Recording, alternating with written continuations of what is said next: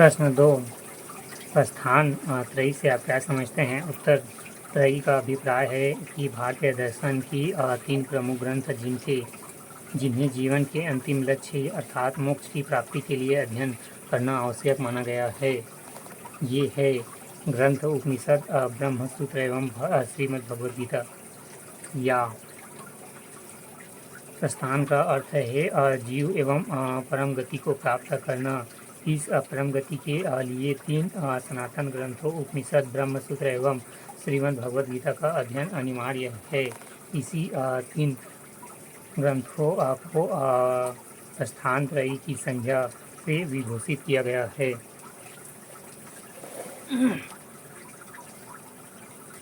प्रश्न 3, पंच स्कंद का अर्थ स्पष्ट कीजिए। उत्तर, बौद्ध धर्म के रूप, वेदना, संज्ञा, संस्कार और विज्ञान को 5 स्कंद की संख्या दी गई है। इस धर्म में इन 5 स्कंदों को दुख का मूल कारण माना जाता है। प्रश्न 4, धर्म दर्शन से आप क्या समझते हैं?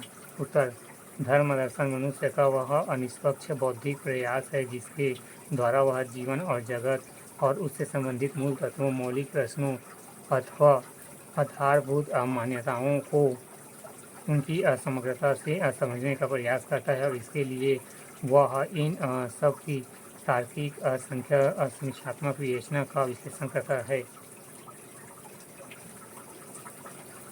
या धर्म दर्शन वह दृष्टिकोण है जो विभिन्न धर्मों को न तो बढ़ावा देता है और न किसी धर्म का प्रचार करता है। वह तो धर्म को निष्पक्ष तार्किक आधार पर विश्लेषण कर उन्हें निहित सत्य को जानने का प्रयास करता है। यही धर्म दर्शन है। या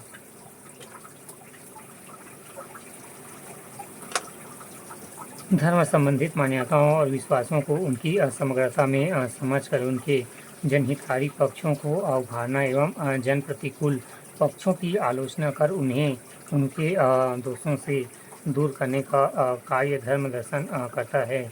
जिस दृष्टिकोण से वह कार्य करता है उसी दृष्टिकोण को धर्म दर्शन कहा जाता है। खंड 2, उत्तर के शब्द सीमा 60, अंक 4।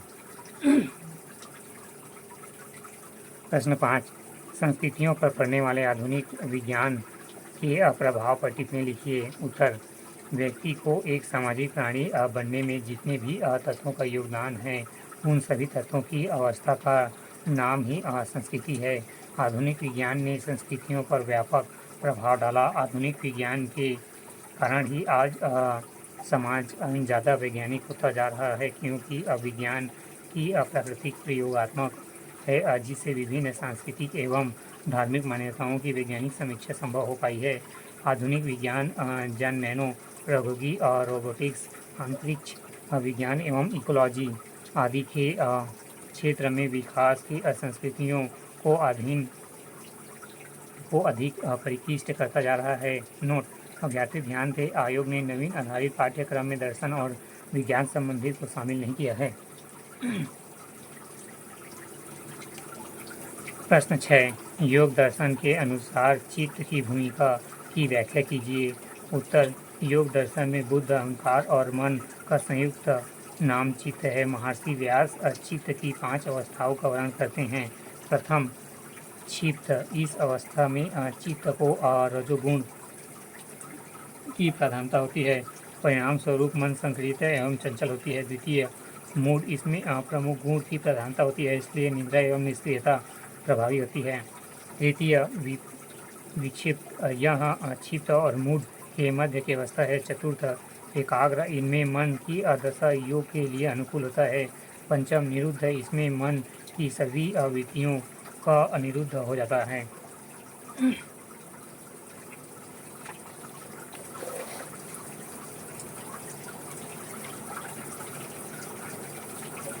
या चित्त भूमि का अभिप्राय अंतःकरण। महर्षि व्यास के अनुसार चित्त की 5 भूमियाँ हैं। पहला, क्षिप्त। क्षिप्त एक ऐसी अवस्था है जिसमें रजोगुण की प्रधानता होती है। दूसरा, मूड। तमोगुण की प्रधानता होती है। तीसरा, विक्षिप्त। यहाँ क्षिप्त और मूड के बीच की अवस्था है। चौथा, एकाग्र। सत्वगुण की प्रधानता होती है। पांचवा, निरुद्ध। चित्त में समस्त वृत्तियों के निरोध की अवस्था निरुद्ध है, किंतु यह निरोध का आशय वृत्तियों के नाश से न होकर उसके तिरोभाव से है। खंड 3 उत्तर की शब्द सीमा 100 अंक 8। प्रश्न 7 धर्मनिरपेक्षता क्या है? क्या यह धर्म दर्शन के बौद्धिक पक्ष को पुष्टि करता है? विवेचना कीजिए।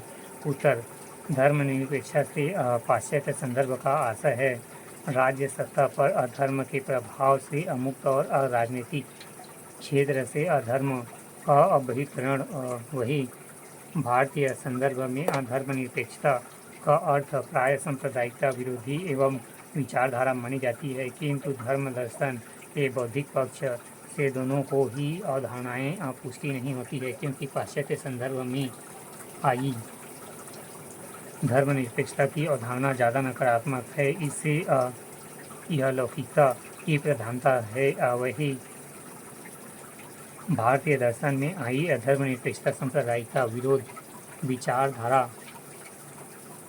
के विरुद्ध तो मानी जाती है, जो समाज के लिए हितकारी भी है, परंतु समाज में इसका उपयोग राजनीतिक लाभ के लिए किया जाता है, न कि समाज के कल्याण के लिए। दोनों में एक प्रमुख कमी यह भी है कि दोनों ही आदर्शवादी कल्पनाएं हैं। इसलिए हमें यह मानना होगा कि पाश्चात्य एवं भारतीय दोनों ही संदर्भों में बौद्धिक दृष्टिकोण से कमियां हैं और दोनों ही बौद्धिक पक्ष की पुष्टि नहीं होती है। फिर भी सामाजिक समर्था से दृष्टिकोण में इसकी महत्ता है।